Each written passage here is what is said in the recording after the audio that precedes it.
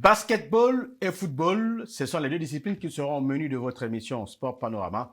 Le 13e numéro de cette troisième saison, on parlera effectivement et précisément de l'Assemblée générale de la Ligue de basketball de l'Estuaire avec les enseignements de l'élection de M.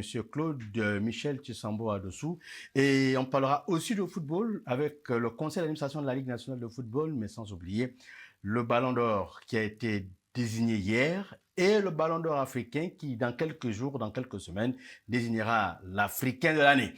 Encore merci et avec nos consultants, on abordera un certain nombre de questions liées à la réflexion sur cette thématique car notre invité n'a pas pu être là pour des raisons d'engagement de l'équipe de nationale, l'équipe de Nzangyong Basketball Association qui se retrouve du côté de Douala dans le cadre des éliminatoires zone 4 de la Basket Africa League où vous savez, le Gabon a envoyé deux représentants, Mwanda Basketball Club et Nzangyong Basketball Association. Pour être sur moi et sur ce plateau, après effectivement que j'ai souhaité nos salutations distinguées à la communauté musulmane, assalamu alaikum wa rahmatullahi wa barakatuh, à toute la communauté musulmane du Gabon, d'Afrique et du monde.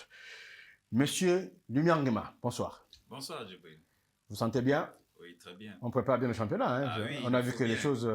Oui, les choses sont en mouvement, tous les états-majors sont en alerte et les choses se passent plutôt de façon dans une perspective pour le 23 novembre comme c'est prévu. À côté de moi et en face de M. Nguema, on a M. Nguema. Elvis, bonsoir. Bonsoir. Lui, il est journaliste de sport. Du côté d'Urban FM, bien sûr.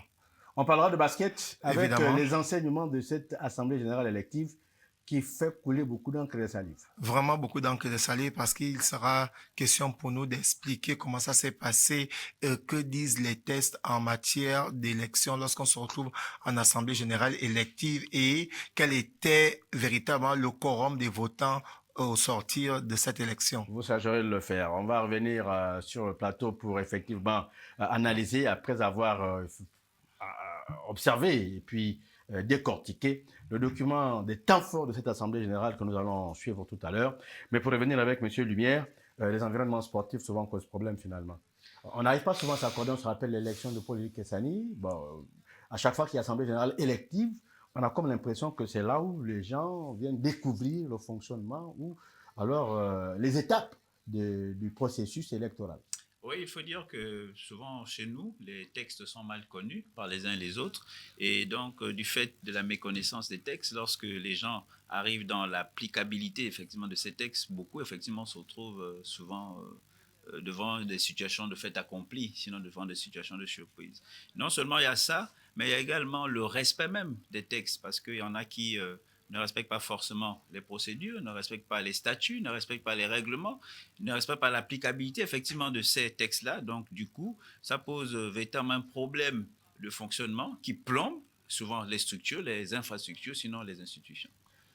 Elvis, l'occasion peut-être de rappeler qu'il y a un gros enjeu autour du basketball. On sait que de manière statutaire, les assemblées générales électives des ligues précèdent à celle de la Fédération gabonaise de basketball. Est-ce que ce n'est pas cet aspect qui a créé toute cette électricité, surtout du côté de Port-Gentil et à Libreville, on a constaté? Bien sûr, parce que cette année, on a la particularité qu'il y a déjà les élections qui se sont passées du côté des différentes ligues, celle du Moyen-Ogooué, celle du Haut-Ogooué, celle de l'Ogooué-Maritime et samedi dernier, il y a eu celle de l'Estuaire. Et à cela s'ajoute la grande élection à la Fédération gabonaise de basketball qui aura lieu en décembre. Donc je pense que c'est ce climat-là qui a fait en sorte que tout soit tendu dans les grandes ligues, pour parler de la ligue de l'Ogooué-Maritime et celle de l'Estuaire où c'était un peu réellement tendu parce que du côté de l'Ogooué-Maritime, on a le président Pito Kognien qui a été élu sur 20 votants. Il a eu 12 voix. Madame Wora a eu 8 voix. Et du côté de la ligue de basketball de l'Estuaire, c'était complètement difficile parce qu'on sait que c'est la plus grande ligue de basketball. Et pour ceux qui aimeraient gagner la Fédération gabonaise de basketball, il faut évidemment passer par ces deux ligues. Il faut non seulement gagner la ligue de basketball de l'Ogooué-Maritime, mais gagner la ligue de basketball de l'Estuaire parce que je pense que c'est dans cette ligue-là qu'il y a le plus grand nombre de licenciés. Le programme de licenciés est parce que le nombre de voix est au prorata des clubs qui ont le plus grand nombre de licenciés. Bien sûr, voilà pourquoi je parlais des licenciés. C'est finalement l'enjeu au basketball. Bien sûr, parce que vous avez des associations qui ont le plus grand nombre de catégories, qui se retrouvent avec le plus grand nombre de voix. Donc, vous comprenez qu'à partir de là, pour celui qui va gagner la future élection au niveau de la Fédération gabonaise de basketball, il va falloir qu'il puisse enrôler celui qui a été élu à la tête de la Ligue de basketball de l'Est-UR. Et pourquoi pas avoir un bon nombre de clubs qui ont plusieurs catégories. Donc, vous comprenez l'enjeu qu'il y a eu autour de cette élection qui s'est passée le samedi 26 octobre 2024. Coach Lumière, on va s'arrêter d'abord là pour nos propos introductifs.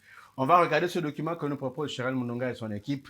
Ce sont les temps forts de cette Assemblée générale où on aura en intervention les principaux acteurs de cette activité qui a eu lieu, comme le disait Elvis, le 26 octobre du côté d'une institution numérique de la place.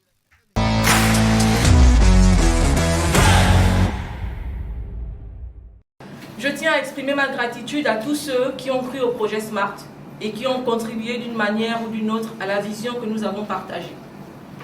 Je suis consciente que l'administration et ses décisions peuvent parfois susciter des incompréhensions. Et il arrive que les responsabilités de gestion soient confondues avec des perceptions personnelles. Mon objectif tout au long de ce mandat a toujours été de servir l'intérêt général avec rigueur et équité. J'ai fait de mon mieux pour mener à bien cette mission, malgré les divergences, en plaçant l'avenir de nos jeunes talents au centre de chaque initiative. 4 voix. Ngong Soluer, 2 voix. Olamba Sport Club, 4 voix. Chabo Squad, 4 voix. Ovendo 70, 3 voix. Mapan Béa, 2 voix. Tama, 3 voix. Nomba AC, 2 voix. ABA, 1 voix. Académie Bantou, 1 voix. As Estuaire, 1 voix. Clash, 1 voix. Ufresga, 1 voix. Et qu'il était en train de dire les noms des associations ici présentes qui ont voix délibérante. J'ai été surpris de ne pas entendre le relais. J'ai été surpris pourquoi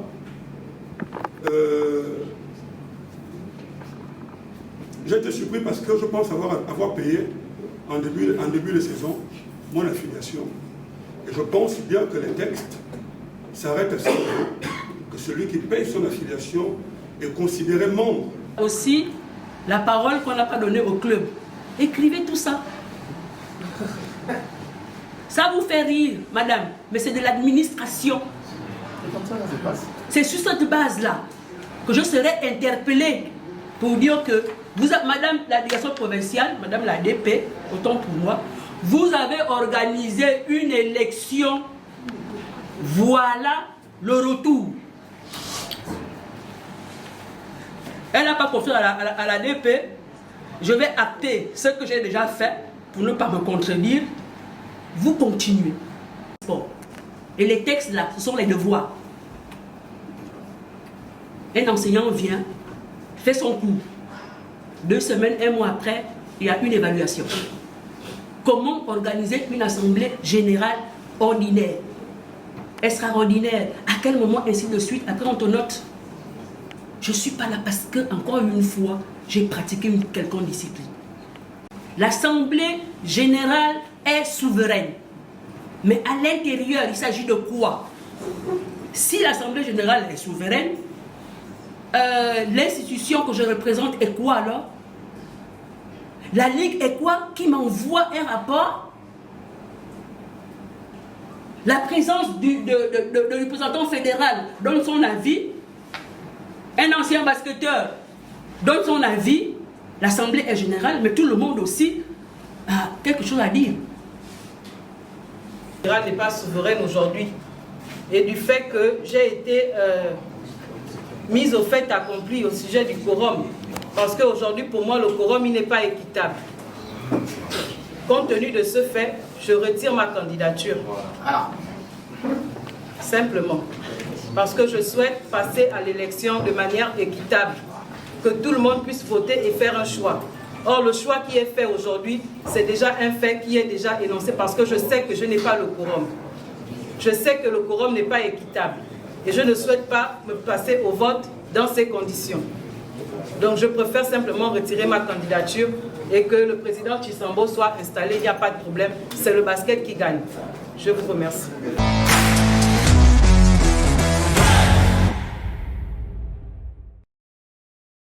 Merci à Cherel Moununga. On avait fait un retour vers cette activité de basket.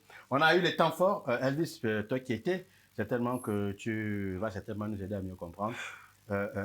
Lorsqu'on regarde les interventions, il faut rappeler qu'on a eu respectivement le conseiller qui est le collaborateur de Madame la directrice de la direction provinciale qui a fait la lecture du rapport transmis par la Ligue, puis son intervention pour commenter les nombreuses réactions. On a écouté M. Assoumou qui posait le problème de son affiliation et puis la candidate qui retirait sa candidature. Quel est l'enseignement qu'on peut tirer de tout ça? Bon, déjà, il faut souligner que l'élection était vraiment tendue.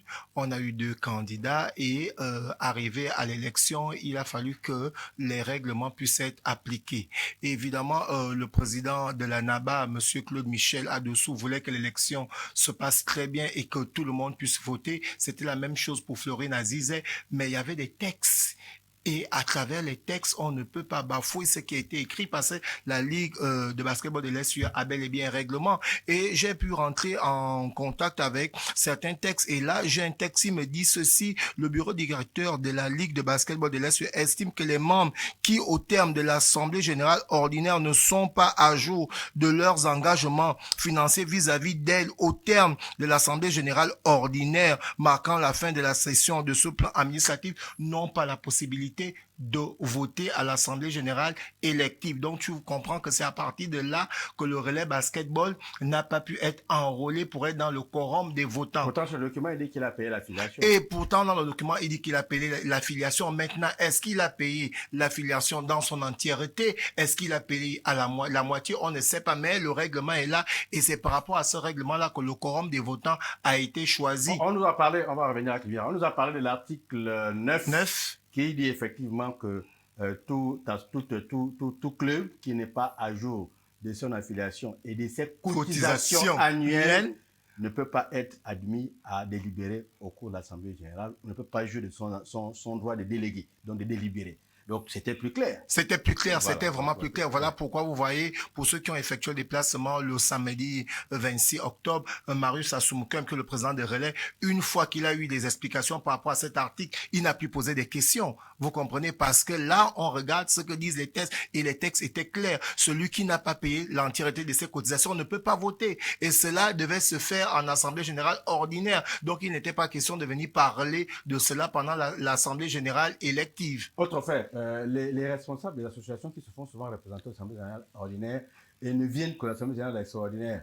Bon, souvent, quand ils viennent, ils sont un peu perdus, ils découvrent les choses. Bon, des fois, après, ils renient même les mandats qu'ils ont donnés à leurs collaborateurs. Entre-temps, le principe voudrait qu'ils soient là pour participer à la bonne marche de l'organisation.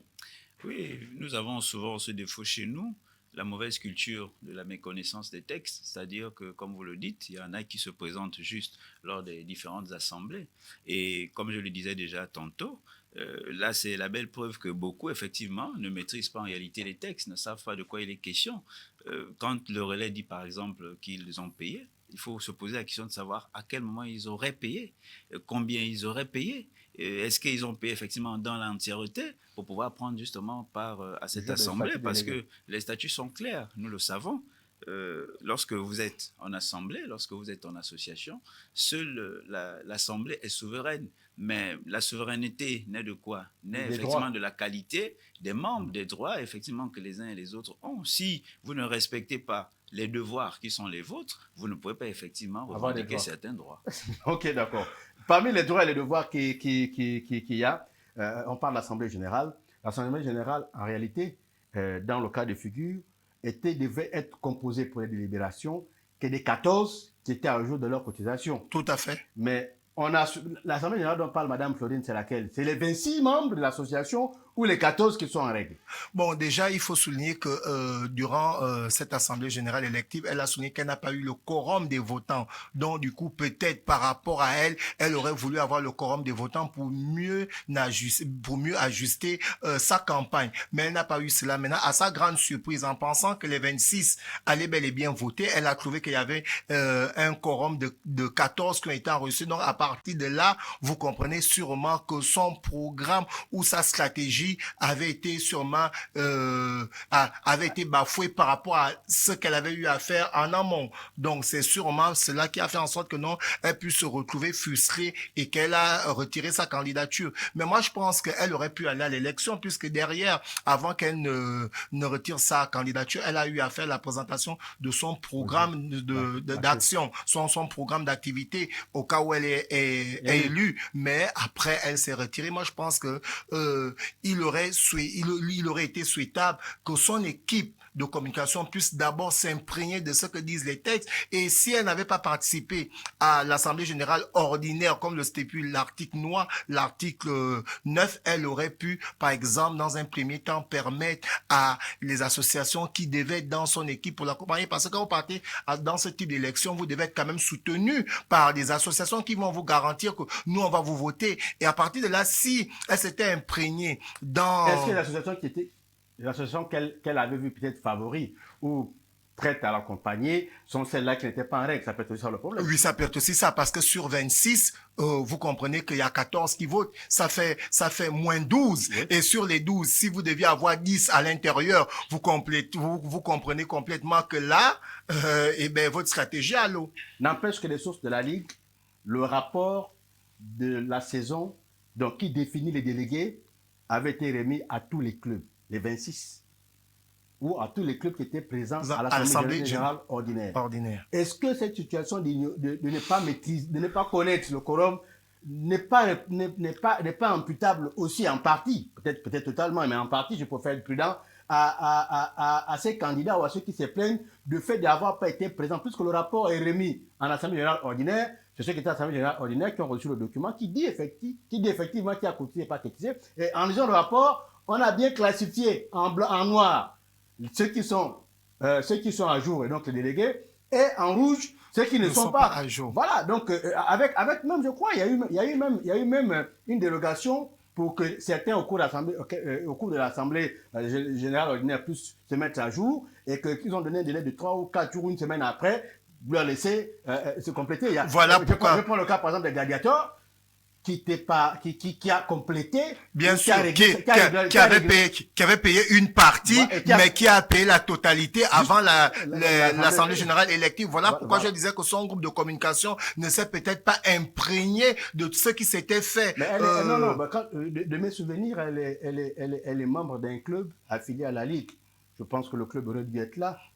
Si c'est le club qui la porte, le club aurait dû être là pour défendre ses intérêts à l'Assemblée générale ordinaire. Parce qu'en réalité, extraordinaire, c'est un seul point à l'ordre du jour et puis on va. Ordinaire, on peut discuter de plusieurs points, donc le débat est ouvert.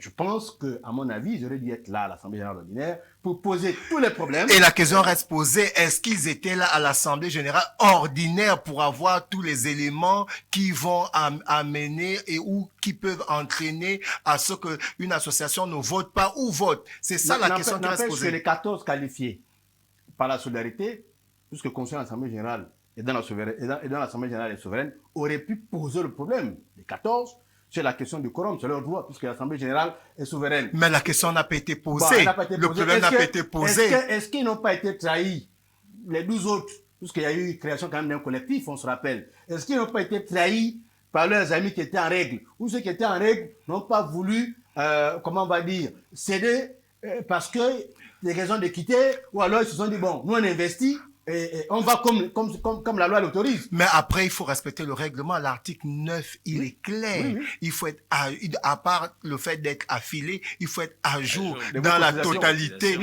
ses cotisations. L'Assemblée générale, sa souveraineté peut effectivement... Mais c'est vrai, mais après, derrière des clubs qui ont cotisé totalement peuvent aussi se retrouver frustrés que nous cotisons régulièrement. L'Assemblée générale en question, de l'Assemblée générale en question, la délibération de l'Assemblée générale est effectivement attendue. C'était 14 là qui devraient effectivement fait délibérer cet aspect. Mais Djibril, Mais comme, je sais que je te le dis, Djibril. comme ils sont restés logiques à leur Ils sont restés focus. à leur légalité, Bien ils ont sûr. dit, bon, si nous on n'a plus cotisé, c'est- c'est que les autres auraient pu cotiser le confondre. par conséquent. le retrait de cette dernière s'explique. On ne va pas à une élection pour se faire battre. À partir du moment où elle avait compris effectivement que le quorum n'avait pas été atteint, elle a décidé seulement de se Son quorum à retirer. elle. Voilà, son quorum à elle, pour ne pas se faire battre. Mais il faut surtout poser cette problématique de la méconnaissance des textes de plusieurs membres associatifs qui font qu'au moment venu, on se retrouve devant une situation de fait accompli.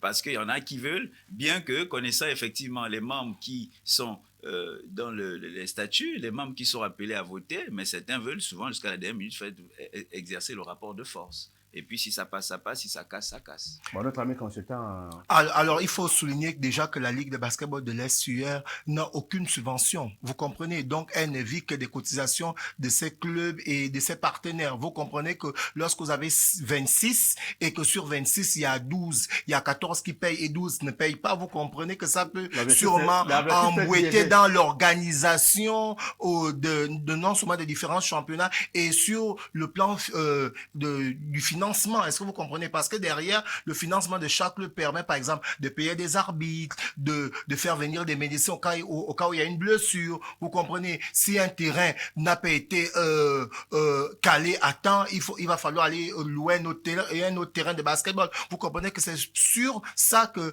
vit la Ligue de basketball de l'Est-UR via les cotisations des différents clubs et associations. Mais une fois que tu as les 40% de clubs qui n'arrivent pas à cotiser, vous comprenez qu'il y a un problème. Oui. À partir de là, lorsqu'on arrive à l'Assemblée générale élective, il faut appliquer l'article 9 qui dit vous pouvez être affilié, mais si vous n'avez pas payé la totalité de vos cotisations, vous ne pouvez pas voter. Ça amène une dynamique parce qu'à partir de là, les clubs qui ont été frustrés à cette AG élective qui s'est passée le 26 octobre dernier, eh ben, la prochaine élection, ces clubs seront dans l'obligation de payer l'entièreté de leur cotisation, d'être en règle en un mot. L'intérêt d'être en règle. L'intérêt d'être en règle. Bon, on va clôturer ce dossier.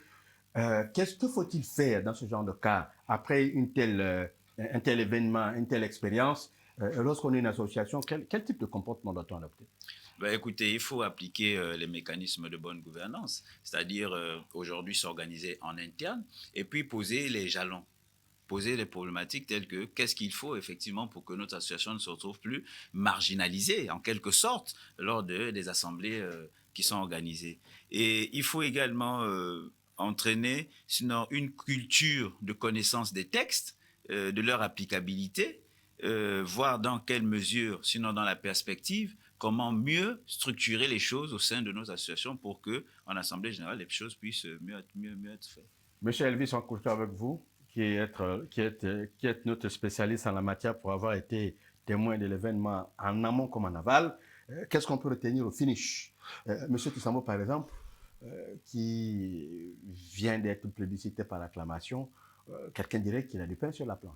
Ouais, déjà, il faut souligner que dorénavant, ce serait bien que les clubs puissent être à jour de leurs différentes cotisations pour qu'on ne se retrouve pas dans ce cas de figure. Et ensuite, il va falloir que dans ces différents clubs, ceux qui gèrent la partie communication puissent s'imprégner des différents textes pour que lorsqu'on se retrouve en AG élective, on ne puisse pas avoir, ou même ordinaire, on ne puisse pas avoir ce genre de problème. Parce que vous pouvez être président d'un club ou d'une association, vous ne connaissez pas le règlement, mais vos collaborateurs doivent connaître le règlement pour que lorsque vous arrivez à ce type de situation, vous ne puissiez pas vous retrouver dans cette situation-là. Et je pense que c'est sûrement cela qui a entraîné la frustration de Madame Florine Aziz. Et maintenant, pour parler du président de la NABA, qui est président de Nzanyon Basketball, qui est devenu, je suis en train d'arriver, qui est devenu le président de la Ligue de basketball de l'Est-UR, et vraiment, il a du pain sur la planche parce que lorsque le président Bonango était à la tête de cette structure, il a eu à enrôler certains licenciés.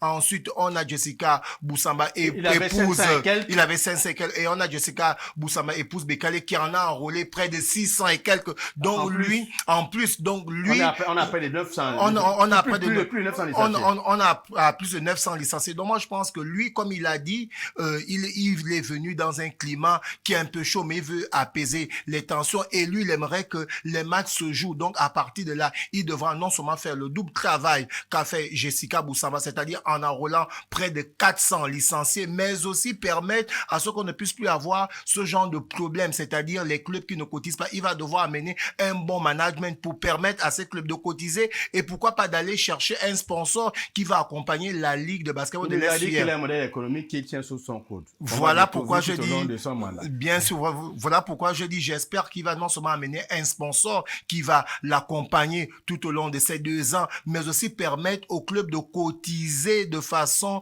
à ce qu'on ne se retrouve pas dans ce style de problème. Sinon, après, les mêmes causes vont produire les mêmes effets. On a compris. On va partir en son en image pour notre rubrique actualité avec le JT des sports. C'est toujours avec Cheryl Mounonga et Shadia Akele.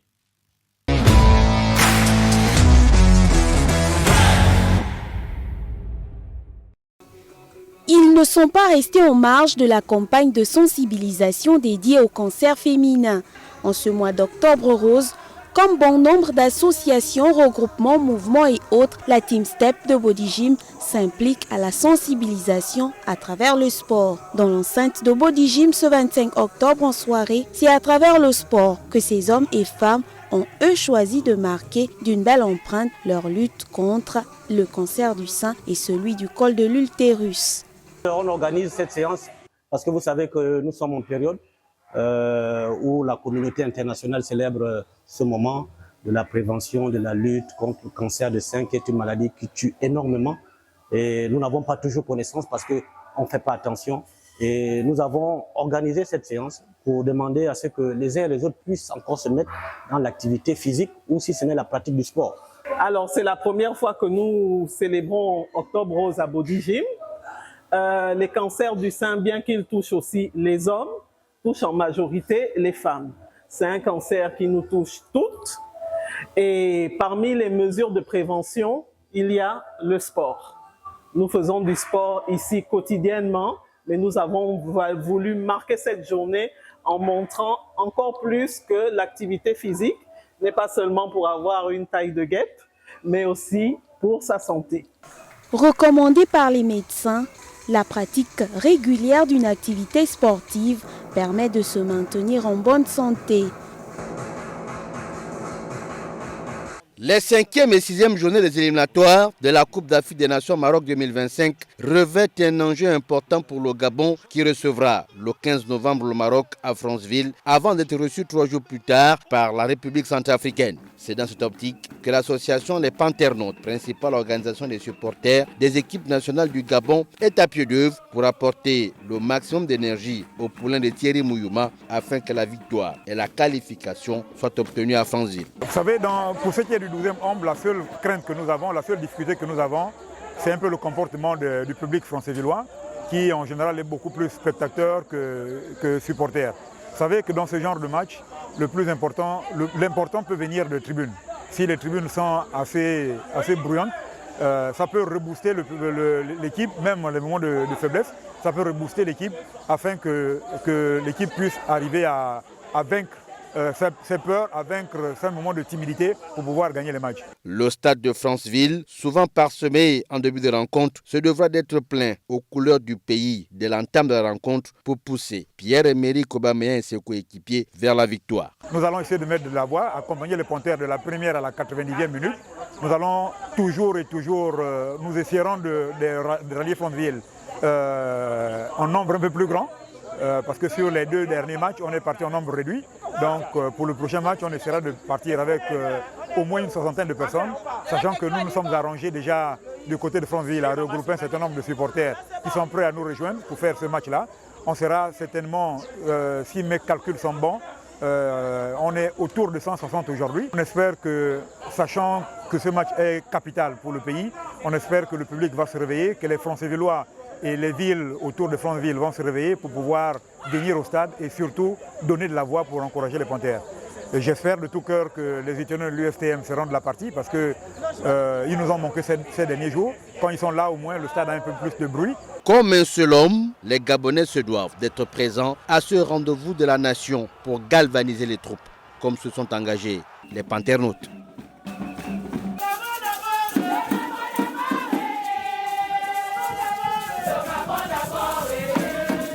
« 26 octobre 2017, 26 octobre 2024, 7 ans que disparaissait Guy Mbina, l'ancien international gabonais, ancien président de l'association des footballeurs du Gabon. Pour se rappeler des beaux moments passés avec le disparu, un match de gala a été organisé au stade Augustin Monédan de Siban par ses anciens coéquipiers et ceux de la grande famille du football gabonais. L'on a pu ainsi revoir plusieurs générations de la Zingo nationale, puis des Panthères du Gabon, François Mégas, Sylvain Kassa, Parfendong, Gizeng, Cédric Moubamba, Black Moutongo, Victor Bissafi, Michel Swamas, Morvan Donda, Komlan Nyambo, Stéphane Bonga Mayumbo, Albin Bunganze, aux côtés desquels les jeunes frères Stéphane Guéma, Bruno Banango Izita, Mbadi Mumbo, Jaduv Mbumba Ikangala, avec comme coach Kofi Mbumba, Valérie Ondo Ebe et Guiro Genzamba. Les souvenirs de Guy Mbina se sont donc confondus aux épopées de la Zingo nationale à travers cette communion des footballeurs. Donc nous nous sommes retrouvés, tous les anciens footballeurs internationaux, pour faire cette rencontre et c'est un sentiment de satisfaction qui m'anime après celle-ci. Ce fut un footballeur international gabonais de la génération 94 qui a joué pour la première fois la Coupe d'Afrique des Nations. Donc c'est une grande figure du football gabonais qui nous avait quittés et dont nous gardons un souvenir impérissable. L'héritage laissé par le footballeur, devenu un véritable modèle de reconversion après foot, est plus que matériel et sportif. Bébé, comme l'appelaient les intimes, est un modèle de vie. Au-delà de l'aspect festif, c'est juste des moments de gratitude, de joie, de bonheur, d'amour et de partage. Nous ne pouvons que dire merci, car au-delà de sa disparition, comme vous avez pu le constater, ses frères de sang, ses frères de foot, les hommes avec qui il a grandi, continuent de lui porter un amour formidable. La famille vous réserve une grande surprise pour ses 10 ans de décès. Donc on espère pouvoir se retrouver dans des moments aussi mémorables lorsqu'on fêtera ces 10 ans de disparition. À travers cette belle rencontre et l'implication de tous, le football gabonais peut nourrir de véritables espoirs qui trouveraient leur socle dans la conjugaison des actions positives et cette communion qui met le football gabonais en contact avec les mannes de nos ancêtres et ceux qui nous ont précédés. L'Assemblée générale élective de la Ligue de basketball de l'Estuaire s'est donc tenue comme prévu par les textes. La mise en place de la commission électorale a donc précédé à l'appel des délégués, un exercice qui a suscité des débats nourris et des incompréhensions dissipées par les dispositions de l'article 9 et 13 des statuts de la Ligue de basketball de l'Estuaire. 14 des 26 clubs que compte la Ligue de basketball de l'Estuaire ont donc été admis, selon les dispositions statutaires et réglementaires, à délibérer. Une démarche de la commission électorale composée de la direction provinciale et des représentants de la Fédération gabonaise de basketball qui n'a pas trouvé l'assentiment de la candidate. Florine Evung Azizé épouse Chua avec pour conséquence le retrait de sa candidature. Le n'est pas souverain aujourd'hui et du fait que j'ai été mise au fait accompli au sujet du quorum. Parce qu'aujourd'hui, pour moi, le quorum il n'est pas équitable. Compte tenu de ce fait, je retire ma candidature. Simplement. Parce que je souhaite passer à l'élection de manière équitable. Que tout le monde puisse voter et faire un choix. Or, le choix qui est fait aujourd'hui, c'est déjà un fait qui est déjà énoncé parce que je sais que je n'ai pas le quorum. Claude Michel Chisambo Adossou sera donc élu par acclamation en application de l'article 27 des statuts de la LIBAP. Le nouveau président se veut fédérateur. J'aimerais bien que cette émulation que nous avons tous vue depuis les problèmes qui sont parvenus continue. Et c'est ma première motivation qui est l'essentiel. Je voudrais comme ça voir continuer à soutenir les clubs et à voir les enfants jouer. Nous avons vu les U13 jouer et nous avons vu les parents commencer à venir sur le terrain. Et ça, c'est quelque chose que nous devons conserver. Et j'aimerais comme ça mettre à profit tout ce que j'ai comme moyen pour continuer à voir nos enfants jouer. J'aimerais aussi voir les filles venir de plus en plus nombreuses sur les terrains. C'est pour ça que vous voyez que mon bureau est composé en majorité de femmes, parce que nous voulons mettre un accent sur le basketball féminin. Ça va consister à aller chercher, à mettre tout en œuvre pour que les filles soient de plus en plus nombreuses et aider les formations qui ont des clubs féminins. j'en appelle à votre soutien dans l'apaisement. Je sais, je comprends très bien les enjeux et je suis tout à fait solidaire des problématiques qui sont abordées ici. Et voilà. Cette élection a donc été une nouvelle opportunité pour la direction provinciale de la jeunesse et des sports de l'Estuaire de faire la promotion du respect des dispositions légales dans les organisations sportives. Les deux représentants du Gabon à la Basketball Africa League seront bel et bien à Douala pour la phase qualificative zone 4. Mwanda Basketball Club, qui a passé ses 2 mois de préparation au gymnase Omnisport d'Olomi, devra compter sur son collectif et l'expérience acquise pour réaliser une performance honorable face au KSA Basketball du Cameroun, King Africa de la Guinée équatoriale, AB de la République centrafricaine et Showsport de la République démocratique du Congo. Les Mwandais se voient en outsider. Le niveau du groupe est le même que celui qui a démarré la saison, excepté 3 renforts. Le Cameroun et la RDC sont les grosses équipes de ce premier tour. Maintenant, je nous considère comme les outsiders. Écoutez, dans toutes les difficultés possibles, mais nous restons sereins. Sereins parce que nous croyons en l'avenir, nous croyons en nous. Nous pensons que nous avons des talents prêts à aller défendre le vert jaune bleu et revenir avec les résultats. Je suis un gagnant, mes jeunes sont des gagnants et donc nous partons pour gagner cette zone 4 qui nous amènera pourquoi pas être champion d'Afrique. Pour le représentant du pays à la Women Basketball African League, le retour sur la scène africaine du basketball féminin gabonais se fera avec honneur. Vous êtes maintenant dans la cour des champions. Arrêtez les petites frustrations ou des choses comme ça. Venez, le club a fait, le ministère a fait. Aujourd'hui, merci pour le geste parce que beaucoup d'entre nous n'avaient plus de chaussures, donc on avait plus de crampons. Et on vous promet que devant, certes que ce n'est pas facile, mais on va se battre à fond afin que nous ayons de bons résultats. Nzenga Young Basketball Association sera le petit pousset d'une compétition sous-régionale où les Camerounaises de Forces Armées Police et de Batinson partent avec les faveurs de pronostic devant Makomeno, CNNS de la République démocratique du Congo et King Africa de la Guinée équatoriale. On est confiant et on n'attend plus que ça en fait. Alors durant toute notre opération, on a misé sur le physique et le tactique. Les courses de fond et ce sera beaucoup plus un mélange de jeux rapides et de jeux en transition. Sans compter que l'adresse, n'est-ce pas, sera de mise parce que ça fait partie des aspects sur lesquels on a beaucoup travaillé. Les 2 clubs africains du Gabon s'envolent ce début de week-end pour Douala, au Cameroun, où se tiendra du 27 au 31 octobre la phase qualificative zone Afrique centrale, la Basketball African League.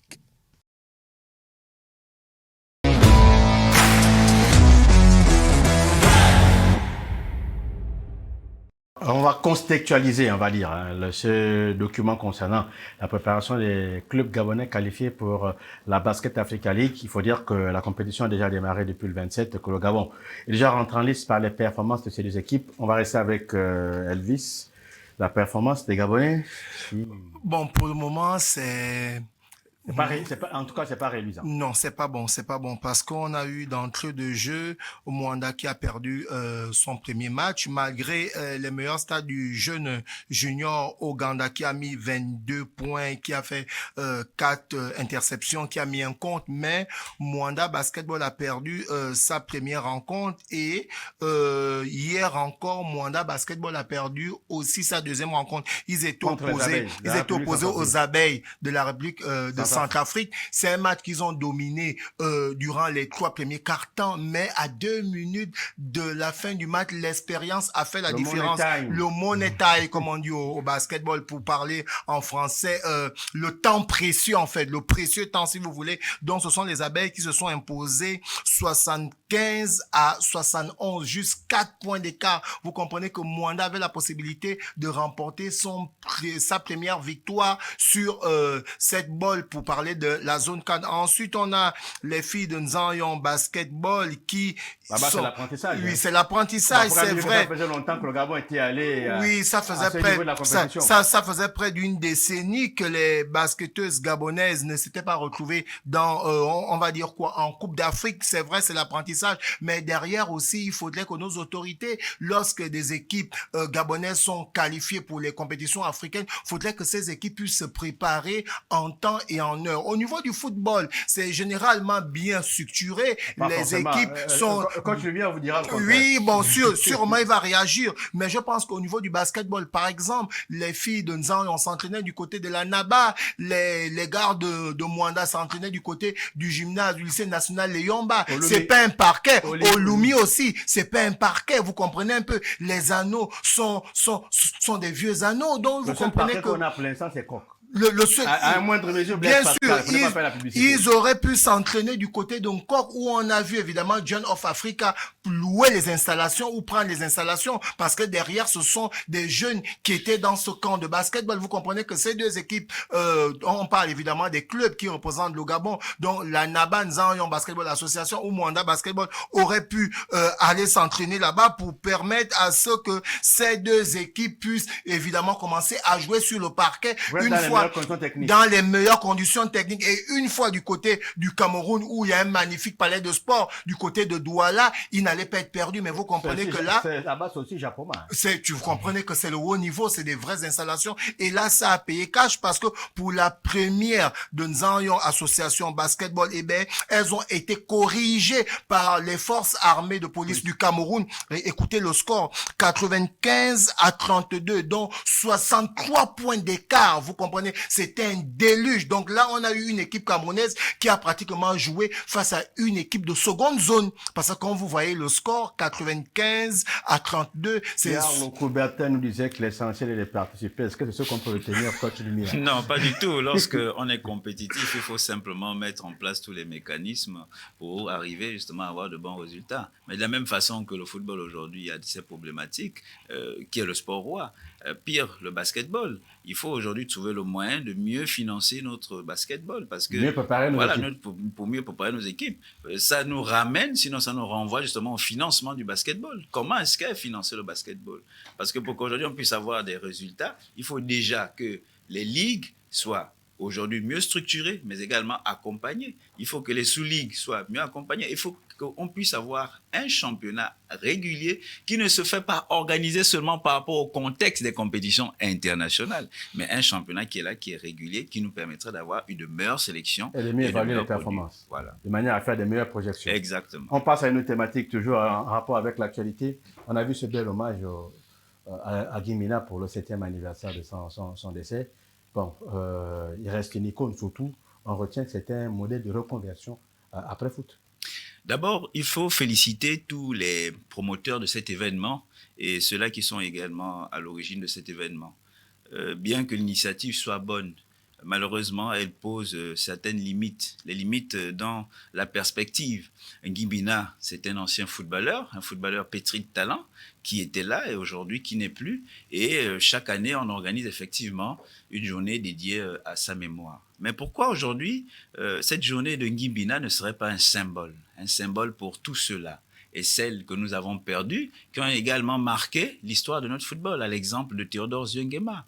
Si aujourd'hui, Germain Mendom et bien d'autres, si aujourd'hui nous faisons une fixation seulement sur Guy Mina, pour qui j'ai beaucoup de respect en sa mémoire, mais qu'allons-nous faire lorsque Pierre-Emerick Aubameyang partira? Donc ça veut dire qu'on aura un événement pour Guy Mina, Théodore Ziengema, Germain Mendom, Pierre-Emerick Aubameyang? Non, je crois qu'aujourd'hui, dans la perspective, il faudrait, de façon symbolique, trouver sur le plan national une journée pour se remémorer justement de tous ces illustres disparus qui ont servi la nation. Parce que ça nous pose également une autre problématique plus loin, c'est celle de l'éducation sportive. Aujourd'hui, on a l'impression que nous n'avons pas d'identité. Pourquoi? Mais simplement parce que nos illustres ne sont pas enseignés, ne sont pas connus des nouvelles générations. Cet événement symbolique-là devrait ou doit impacter sur le plan éducatif les enseignements, notamment sur le plan secondaire, sur le plan primaire et même sur le plan universitaire. Merci. On va clôturer avec M. Elvis Ongwemba. On retient au final, pour faire un panorama sur notre actualité, que bon, c'était un week-end bien au-delà des vagues avec l'Assemblée générale, mais tout va rester les doigts qu'on va croiser pour que les basketteurs essaient de limiter la saignée. Oui, bien avant de répondre à la question, j'aimerais rebondir par rapport à la 7e édition concernant le défunt Guy Bina. Effectivement, ce que le manager Lumière disait, c'est vrai. Il faut aujourd'hui que la Fédération gabonaise de football, via les différents centres de formation qu'il y a ici et là, on puisse promouvoir ces illustres joueurs qui ont représenté le vert jaune bleu dignement. C'est-à-dire que un tournoi, c'est bien, mais c'est pas représenté, en fait. On peut organiser chaque année civile des championnats, que ce soit au niveau des minimes, des cadets, des juniors, qui ont des noms des anciens footballeurs gabonais disparus. Ainsi, ça permettra à ces jeunes-là de savoir que le championnat national minime s'appelle Théodore Zouengema. Les enfants vont se renseigner, c'était qui Théodore Zouengema? Ils vont dire, effectivement, exactement. Théodore Zouengema, c'est celui, lorsqu'on était jeune, qui nous faisait vibrer les cœurs du côté du stade Omnisport, à l'époque, on appelait le Soukoussa Bango, le Shabbat. Est-ce que tu comprends? C'est qui Guy Bina? Guy Bina a fait ceci.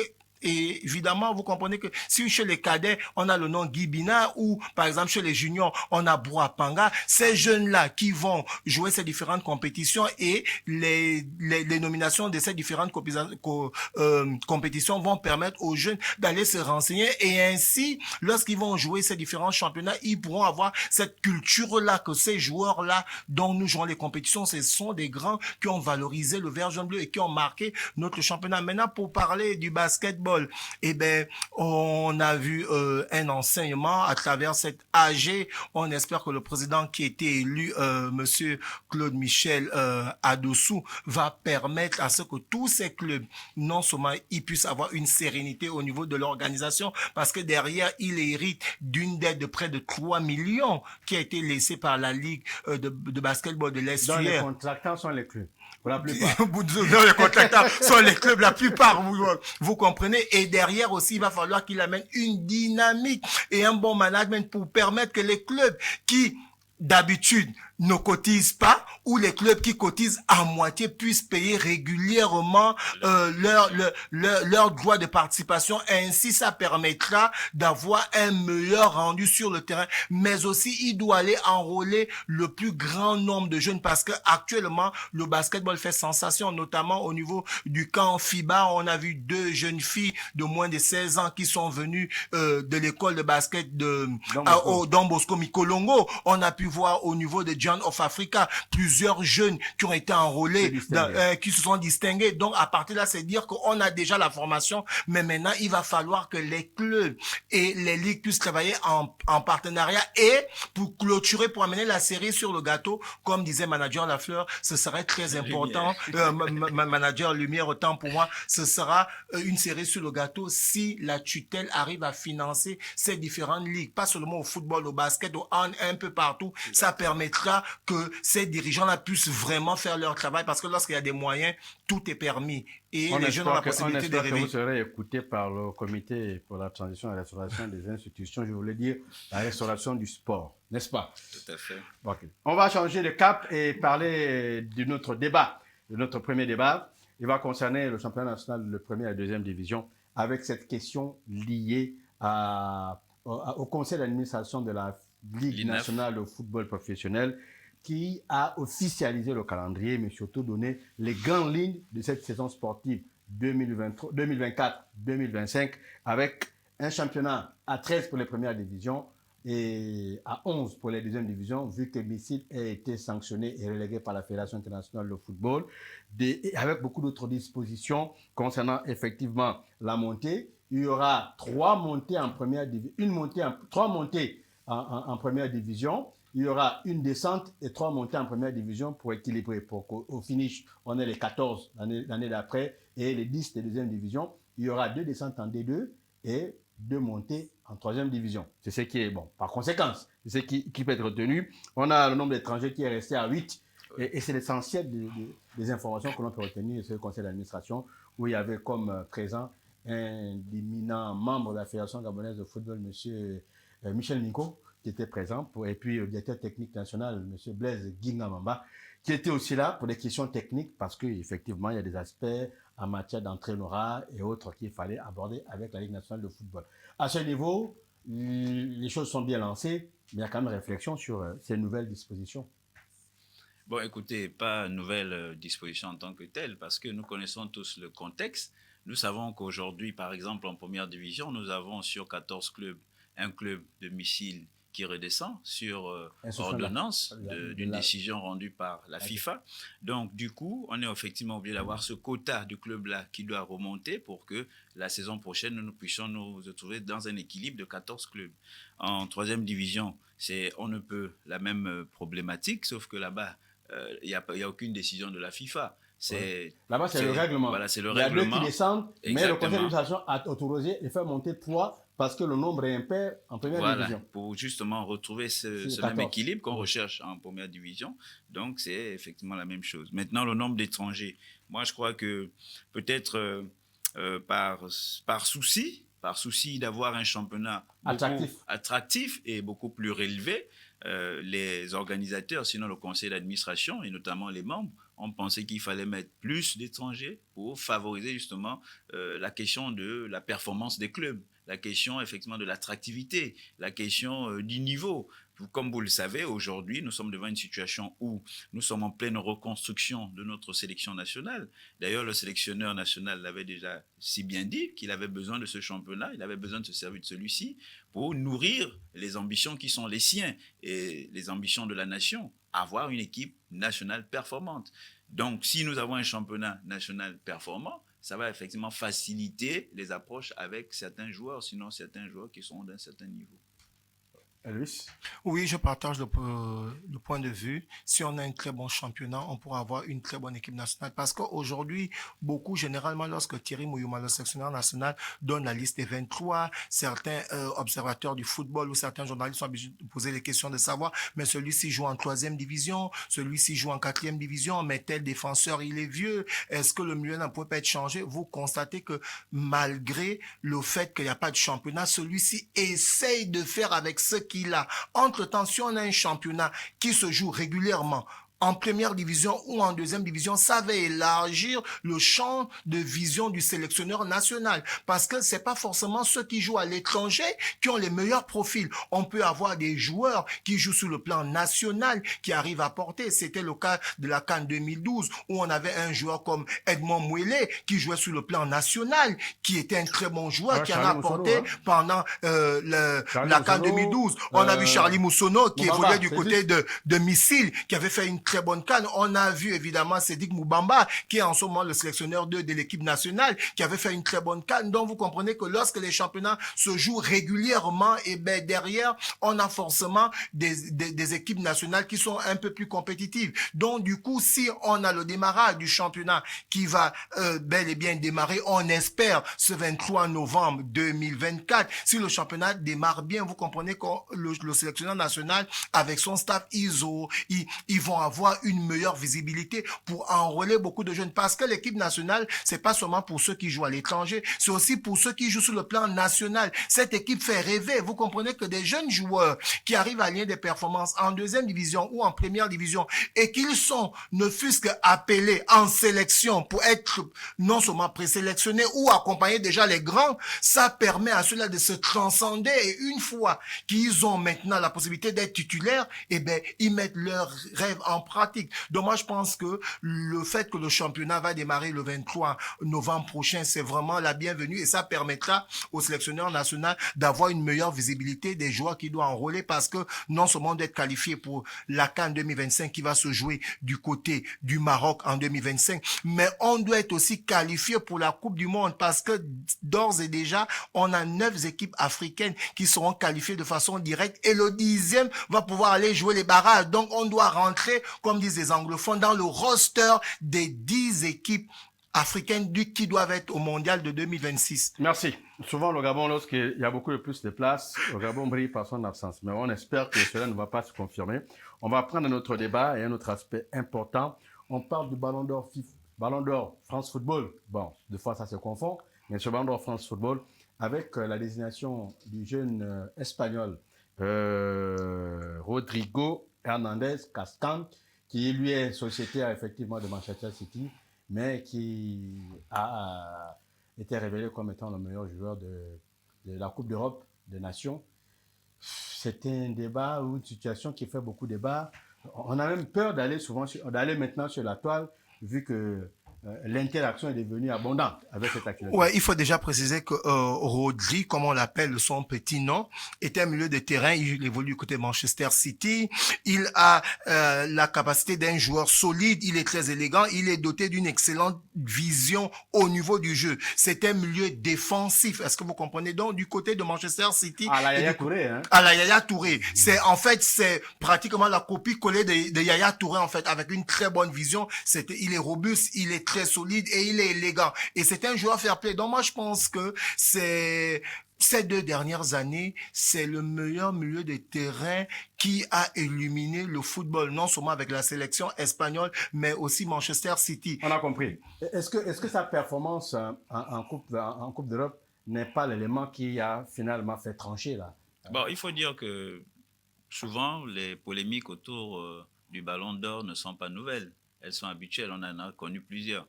Mais d'abord, rappelons un peu ce classement. Déjà, nous avons Rodri, derrière lui, il y a Vinicius. Nous avons Jude Bellingham, Dani Carvajal, Erling Haaland, Kylian Mbappé. Et le premier Africain se positionne à la 14e place, c'est Ademola Lookman. C'est important de le dire. Mais vous savez, c'est beaucoup plus facile de donner le ballon d'or aujourd'hui à des attaquants qu'à des défenseurs. C'est peut-être l'une des polémiques aussi qui fait que, voilà, on en soit là.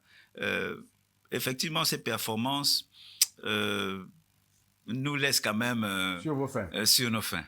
Parce que quand on voit ce que Vinicius produit aujourd'hui avec le Real de Madrid, vous savez, on est beaucoup plus souvent attiré par un attaquant que par un défenseur, que par un milieu de terrain. Donc, ça peut se justifier. Mais en réalité, on va peut-être dire que c'est la question des standards, notamment des spécialistes qui ont choisi effectivement la performance individuelle, qui ont choisi la performance en club et en équipe nationale, qui fait que ce dernier se retrouve finalement choisi. Est-ce que Vinicius n'est pas victime de la mauvaise prestation du Brésil à la Copa América? Peut-être, peut-être pas. C'est peut-être là-bas qu'il a laissé passer beaucoup de temps. Oui, effectivement, parce qu'on a eu le même cas avec Pierrot et Pierre-Emerick Aubameyang, qui a été normalement, plusieurs années critiqué du fait de sa performance en équipe nationale. Donc c'est peut-être ça aussi qui fait que ça peut affecter les résultats pour qu'il soit aujourd'hui promu meilleur joueur. Est-ce que ce n'est pas aussi la symbolique? On sait que la récompense aujourd'hui récompense indirectement le travail qui est fait en Espagne dans la formation, et ça faisait près de 60 ans qu'il n'avait plus eu de ballon d'or. C'est récompenser tout le travail qui s'est fait, et peut-être pourquoi pas récompenser, on va dire, l'offense désignée par les Espagnols. Permettez-moi, sur Iniesta, est-ce que ce n'est pas pour récompenser aussi l'effort fourni depuis ces 10 années par Pep Guardiola, qui est l'entraîneur espagnol le plus dupé, le plus capé? Bon, moi je pense qu'il faut... Est-ce que ce n'est pas toutes ces récompenses? Moi je pense... Ça peut récompenser cela. Mais bon... Moi, je pense d'abord qu'il faudrait d'abord qu'on structure quels sont le modèle de désignation du Ballon d'Or. On dit ceci, pour élire le Ballon d'Or France Football européen, en premier, les performances individuelles et le caractère décisif et impressionnant du joueur. En deuxième, l'aspect collectif et les trophées remportés. Et en dernier, la classe et le fair play du joueur. Maintenant, si on prend Vinicius et on prend le jeune Rodri, vous allez constater que sur la saison dernière, Vinicius, c'est un peu le joueur qui aime chanvrer, qui aime blaguer, qui aime s'amuser, qui aime taquiner, qui a quelques petits scandales autour de lui. Entre-temps, Rodri, lui, c'est un joueur modèle. C'est un peu un joueur à la vieille école. Généralement, il ne parle pas sur le terrain, il fait son staff, il fait son travail et il ne parle plus. Mais après, derrière, avant de vouloir penser que c'est par rapport aux différentes prestations que l'Espagne a eu à faire ces 2 dernières années, il faut souligner que le gars évolue du côté de Manchester City. Et Manchester City, la saison 2022-2023, a tout remporté au passage. Manchester City a tout remporté au passage. La Première Ligue, la Ligue des Champions. Ensuite, cette année, Rodri a tout remporté avec l'Espagne. C'est un milieu défensif, mais qui a beaucoup apporté. Il a gagné aussi le championnat d'Angleterre. Il a remporté encore le championnat d'Angleterre et il a terminé pour l'année 2024. Quelle était la plus grande compétition sur le plan européen? C'était l'Euro. Il a remporté l'Euro avec l'Espagne et il a terminé meilleur joueur de l'Euro. Est-ce que vous comprenez? Donc, quand certains viennent dire qu'il ne méritait pas, mais Vinicius, 10 et 26 buts, toutes compétitions confondues, et 11 buts délivrés avec le Real de Madrid, dont il a remporté la Ligue des Champions. C'est vrai, mais quel était son apport avec l'équipe du Brésil? Rien du tout. Entre-temps, quand vous voyez le jeune Rodri, que ce soit avec le Manchester City, où il a remporté, ou avec l'Espagne, il a tout remporté. C'était quand même demi-finaliste à la Ligue des Champions. Et City était demi-finaliste de la Ligue des Champions. Éliminé par Vinicius. Même si... Beaucoup, Florentino Pérez et le Real de Madrid qui a boycotté l'événement a dit que s'il fallait récompenser les performances comme Rodri, ils ont mis sur la table Carvajal, qui lui est champion, qui lui aussi est champion. Avec n'était pas meilleur joueur voilà qui est champion qui est vainqueur la Champions. Après vous comprenez qui est champion d'Espagne avec Rodri, mais il n'a pas terminé meilleur joueur. Et qui a eu l'Euro. Mais il n'a pas terminé meilleur joueur. Après le choix reste toujours une question de subjectivité. C'est-à-dire que dans le dernier standard, par exemple au niveau des choix que nous avons relevés, il y a la qualité par exemple de l'éthique. Ok, la qualité de l'éthique professionnelle, mais entre justement Carvajal et Rodri, mais vous mettez Rodri en avant. Donc c'est peut-être dans ce dernier paramètre-là que Rodri vient faire la différence. Et là, il est important de relever, par exemple, à tous les jeunes qui nous suivent, qu'au-delà de l'aspect professionnel, il y a l'aspect éthique qui est important. La façon dont vous vous comportez sur le terrain, la façon dont vous avez une approche avec les gens qui sont dans le staff, autour du staff, et les supporters, qui fait que des fois, ça peut effectivement porter soit de préjudice ou vous encourager dans votre performance. Pierre-Emerick Aubameyang n'est pas dans la shortlist des 10 meilleurs Africains de l'année. Ça fait jaser aussi. En un mot, les Gabonais ne sont pas d'accord. Ouais, les Gabonais ne sont pas d'accord et plusieurs Africains, via les vidéos qui circulent sur le net, ne sont pas d'accord. Mais après, derrière, on doit comprendre que le modèle européen, c'est aussi un peu à peu près le modèle africain. C'est-à-dire, vous voyez que là, Rodri vient de remporter le Ballon d'Or. Pourquoi? Parce que si on regarde l'année civile en matière de championnat, Vinicius a remporté la plus grande compétition qui est la Ligue des Champions. Rodri est sorti en demi-finale, mais Rodri a remporté la Coupe d'Europe où il a terminé meilleur joueur. Entre-temps, au niveau de la Copa América, le Brésil avec Vinicius, ils sont sortis par la petite porte. Donc c'est ce qui a fait la différence. Et quand vous voulez dire que Pierre-Emerick paye les frais d'avoir pas eu l'équipe gabonaise? Bien sûr, Pierre-Emerick paye la lourde tribut de ne s'est pas imposer. Je parle d'abord d'imposer sur le plan national avec l'équipe nationale du Gabon parce qu'on se souvient dans un premier temps, il y a eu la CAN 2022 où il avait des soucis de Covid. Ensuite, lui et Lemina avaient été écartés pour des raisons dont on n'a jamais eu le motif et on nous disait derrière qu'ils avaient le Covid. Arrivés dans leurs différents clubs, ils n'avaient pas de Covid et ensuite donc, la question d'éthique. Et ensuite, il a aussi payé cash le fait que le Gabon ne soit pas qualifié pour la Coupe d'Afrique 2024 qui s'est jouée du côté de la Côte d'Ivoire. Parce que lorsque vous regardez, lorsque vous regardez les 10 ont bel et bien joué la Coupe d'Afrique. On parle de qui? On parle de Amin Gouiri, on parle de Edmond, le Burkina, oui, on parle du Burkinabé, on parle de Simon Adengra, l'Ivoirien, on parle de Chancel Memba, le Congolais, on parle de Serou Girassi, le Guinéen, on parle de Chafra Hakimi, le Marocain, on parle d'un deuxième Marocain, Sofiane Riami, Raimi, évidemment, on parle aussi des deux Nigérians qui ont marqué la CAN, notamment Ademona Lukman et évidemment et ensuite on parle du gardien sud-africain qui a été le premier gardien à arrêter 3 tirs au but dans une compétition majeure. Donc vous comprenez que les 10 qui ont été retenus, ce sont ceux qui ont marqué et qui ont joué la Coupe d'Afrique 2024 qui s'est jouée du côté de la Côte d'Ivoire. Donc c'est un peu cette lourde responsabilité, cette lourde tribut que paye aujourd'hui Pierre-Emerick parce que celui-ci a fait l'une de ses meilleures saisons depuis qu'il joue. Il a terminé meilleur buteur de l'Europa League. Il a battu le record de Radamel Falcao. Aubameyang est devenu le meilleur buteur de l'histoire de l'Europa League. Il a terminé meilleur joueur de l'Europa League. Il a fait 30 buts, toutes compétitions confondues pour une seule saison du côté de Marseille. Et il a amené Marseille en demi-finale de l'Europa League. Il a remporté le titre. Marc Vivien Fouet pour la deuxième fois, puisqu'il avait déjà remporté une fois en 2013. Mais malgré tout ça, il n'a pas été sélectionné dans les 30 du Ballon d'Or européen. Il était dans les 30 du Ballon d'Or africain, mais il n'a pas été retenu parmi les 10. Il pointe 0 en compétition avec l'équipe nationale. Avec l'équipe nationale, ça paye cash. On va revenir avec Lumière pour tenter de clôturer ce débat. Ben écoutez, c'est ce que je disais, la performance avec la sélection nationale aujourd'hui fait qu'on se retrouve devant une situation où les performances d'Aubameyang se retrouvent affectées. Donc, quand vous décidez de jouer pour votre nation, vous devez effectivement le faire avec toute la hargne possible pour marquer des points, pour que lorsque les échéances vont arriver, notamment les différents titres, vous puissiez figurer parmi les personnes choisies. Point final à ce 13e numéro de Sport Panorama. J'étais heureux de vous recevoir sur ce plateau. Juste pour sortir une petite doc, je pense que le ballon d'or africain va se jouer entre Ademola Lookman et Soro Guirassy. L'un des deux sera sûrement le vainqueur. Finalement, il nous a emmenés dans ce volet. Mais le pronostic nous a tout tracé un ordre, une logique. C'est celle qui vient de donner.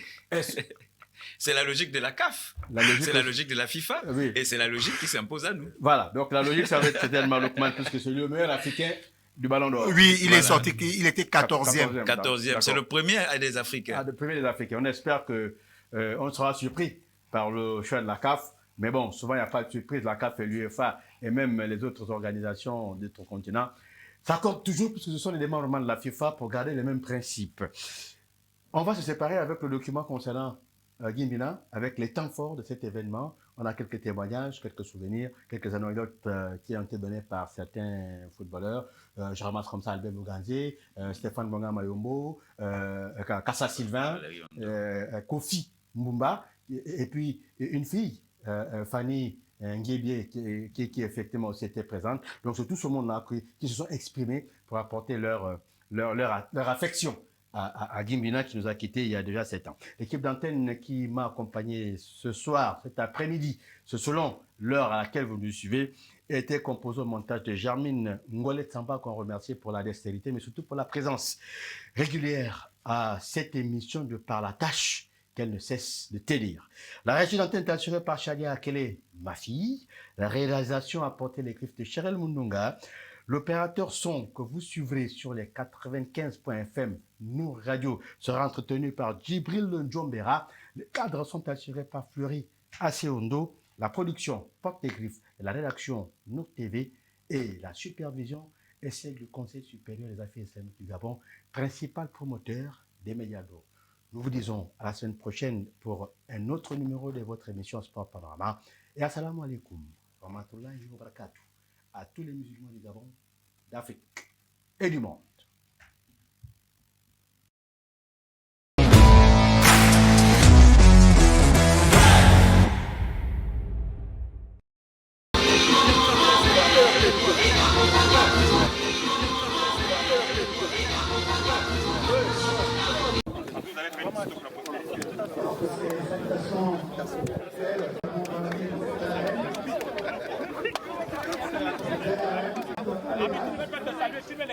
Ah bon?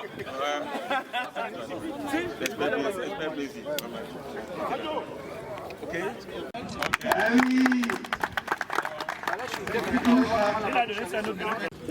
Ce souvenir de l'homme qu'il a été, du footballeur international qu'il a été, de l'homme d'affaires qu'il a été, du frère qu'il a été surtout.